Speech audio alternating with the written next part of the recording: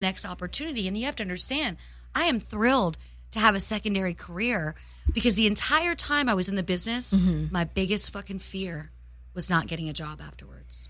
And that happens a lot. That happens a lot. It's not easy. I don't know what I would be doing. I am a plague when I go in, even when I do shows. I was doing Jay's show on Fox Sports, and I would feel horrible because when I'd leave, they'd be getting nothing but dick pics and horrible things about me. I'm like a plague, so I understand that I can't be hired in many environments. I mean, there's a lot of places that would never give me a job, so I'm very grateful for SiriusXM Fantasy Sports Radio. You know what? Speaking of dick pics, like guys, do not send dick pics unless we ask for them. If we say, hey, send me a dick pic, then send it. Otherwise, do not send it. That's like a huge turnoff. Words you'll never hear come out of my mouth. Send me a dick pic. You will never hear those words coming out of my mouth. No. Because you know what? Random guys? Nobody. I don't want them from anybody. I don't even want them from the guys that I'm hanging out with. No, I'm old school. No, that's what I'm saying. Like that's exactly what I'm saying. Like, do not send me a dick pic unless I ask you for it. Yeah, exactly. For a second, I thought but words you'll never hear come out of my mouth or send me a dick pic. Oh no, you know what? Me either. Like actually, you know what? I am really. Here's what I'm amazed about. Here's what I'm really amazed about at this age. I asked it one time.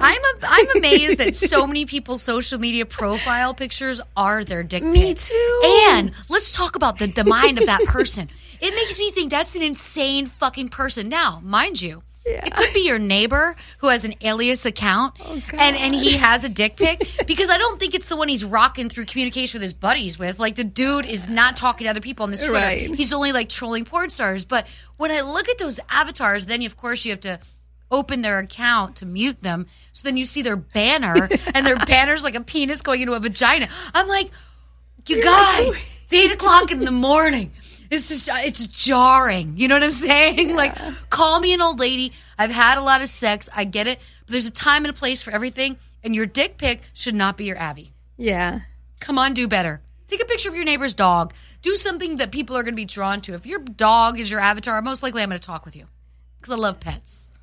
You know? So it's just a bizarre phenomenon that we've gotten into. It's just like I think about those people and I'm like, I wonder how many times a day I walk by somebody in a public setting that has a dick pic as his avatar. I wonder who I know that has a secret account with a dick pic as an avatar. Like in my mind, because these are people. Yes. And there's millions of dick pic avatars. We all know who these people are. We just don't know. It's their private secret. Yeah. No, it's ridiculous to me. But no, I'm the same way. Like I don't want a picture. The one time that I asked for one was, one of my regular guys, young guys. Right. And that's only because, it's like it just had been a while and I needed Well, you know what? I don't want a photo, but I will FaceTime for those moments or Skype. You know what? And FaceTime works with the selfie stick in bed. That works perfectly fine. I'm so shy when it comes to like FaceTiming. I love FaceTiming. Oh my God, I sit with my girlfriends. Okay, so 3 girlfriends of mine. We do a 1-hour Skype chat a week, minimum 1 hour. And during the week, but during the week we put notes in our phones of things that happen to us during the week, so that when we get face to face, we can recap everything, and we go back and forth with our topics. Like this random shit just happened to me the other day, and so. I love the facial recognition part of it. I love seeing my friends when they're telling their stories. This is like your female friends, though. Right, but I do like sex with guys on FaceTime, which is the guys that I hang out with. If like we're traveling. Clearly I'm not shy to be having sex on camera. Clearly that's not an issue in my mind at all. Oh my gosh, that's so funny. But and then also you wanted to mention, some like the nice people that you've just really everybody in the fantasy sports world. My boss Matt Deutsch, who you used to work with, Matt Deutsch. My co-host, my original co-host Adam Ronas, who I still work with on Monday nights.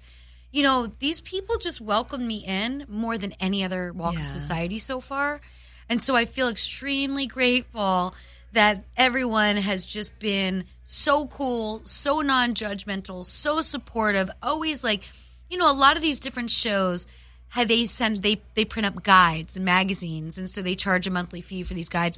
Every single person that does something gives me access to their site, sends me their materials. Like, that's just kindness. Yes. People don't have to go out of their way to put something in an envelope and send it to you.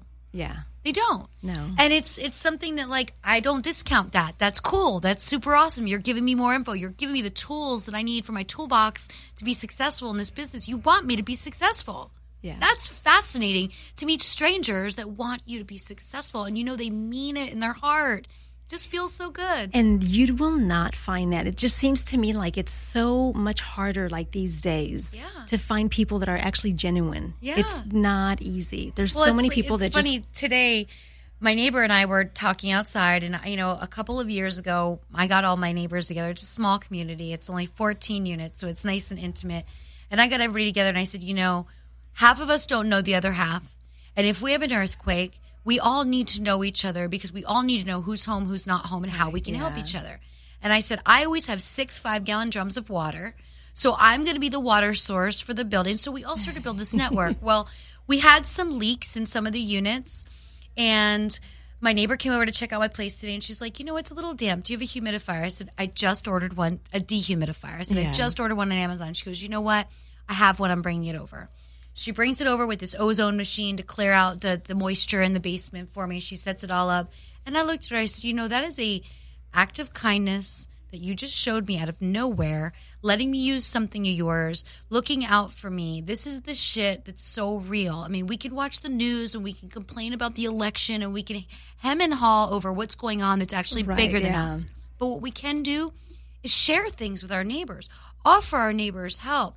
Create this warmth of kindness, and that's that same warmth I feel with Sirius. Yes.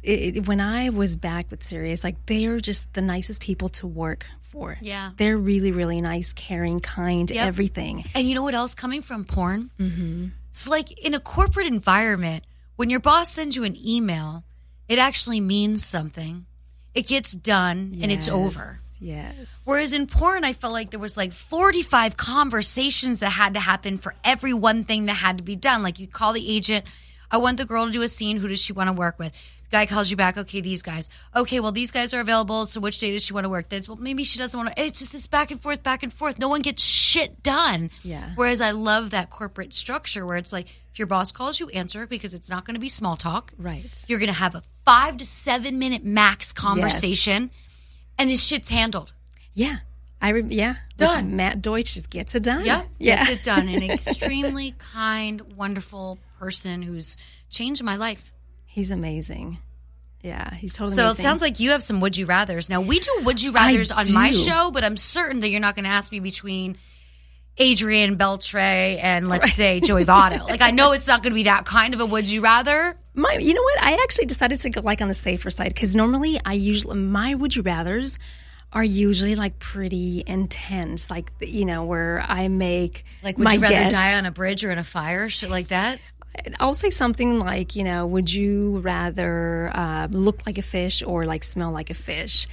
That's interesting. So, but with you, it was I decided to completely do totally different. They're not going to be my typical would you rather. I am so ready for would you rather. Would you rather lose your sense of taste or touch? Would I rather lose my sense of taste or my sense of touch? I will take my sense of taste. I will give up my sense of taste, and I'll tell you why. Because I love drinking apple cider vinegar every morning and night.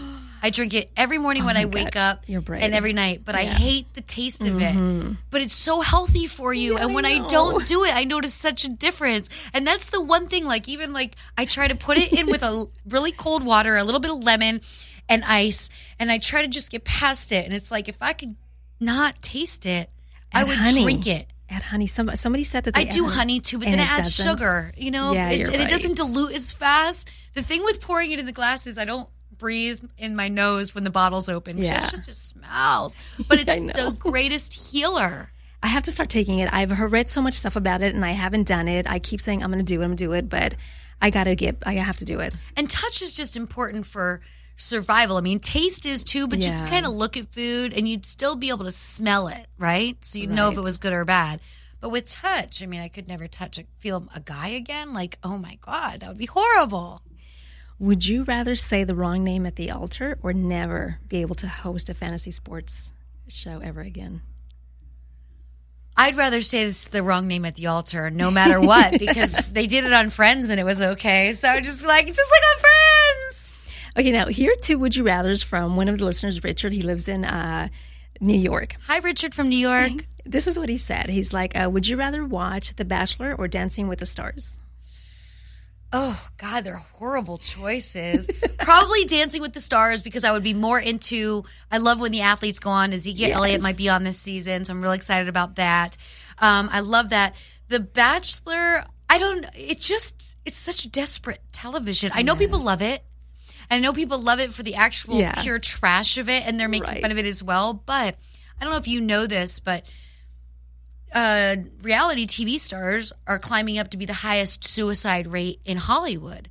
And I think it's like up to 28 or 30 right now that have killed themselves in the past couple of years because it does such an extreme thing to their social status and to what people think of them on the outside. And, you might have said some intelligent things, but they don't put them in the piece. They just make each girl look like she's so desperate for this one fucking guy. Like, I could never fight over a guy. Like, if I saw 11 other girls, I'd be like, I'm cool. Right. You know what I mean? Like, I'm just not that girl. No. So, but Dancing with the Stars, it's pretty awesome to see how they train and how hard they work. So that would be Dancing with the Stars. And then he also said, he's like, would you rather listen to Bobby Darin or Connie Francis? Connie Francis, no matter what.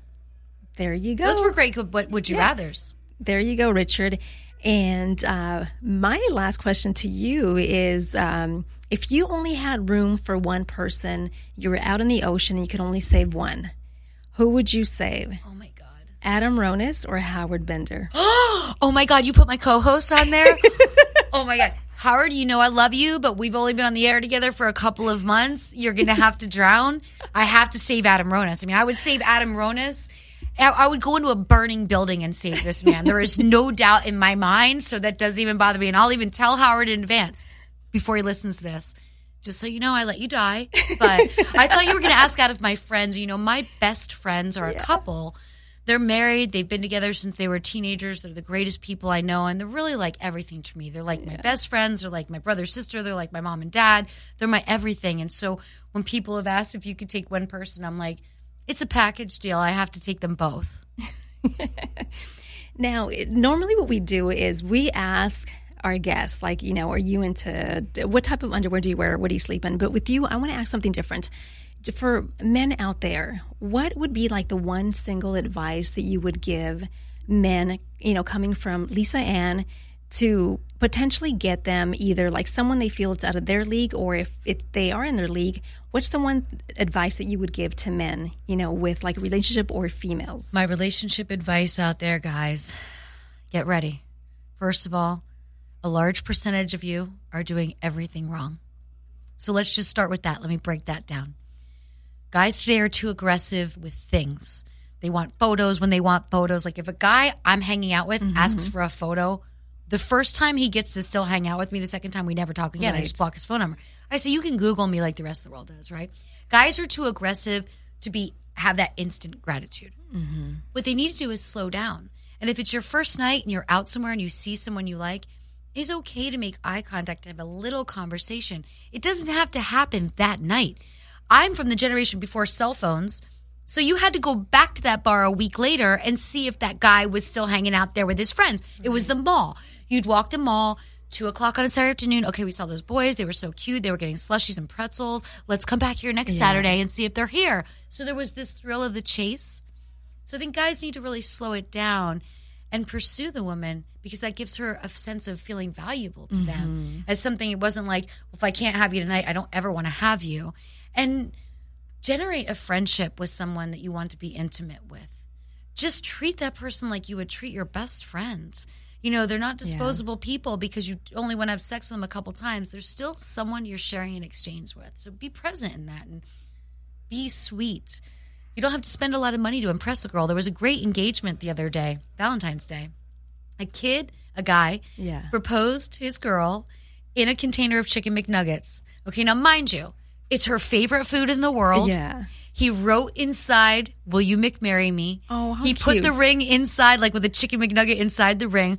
And it was adorable. And I'm like, and so we talked about it on my show on Monday night. And I said, what's great about this is He went after something she really liked. Yeah. He made it very individual and specific. You don't have to go get a hot air balloon. You get to know your partner. That guy knew his girl so much. And so, like, when I tweeted the story, I couldn't believe it. Many of my fans were like, I hope they stay together forever because he did exactly what she wanted and she's exactly the right girl for him.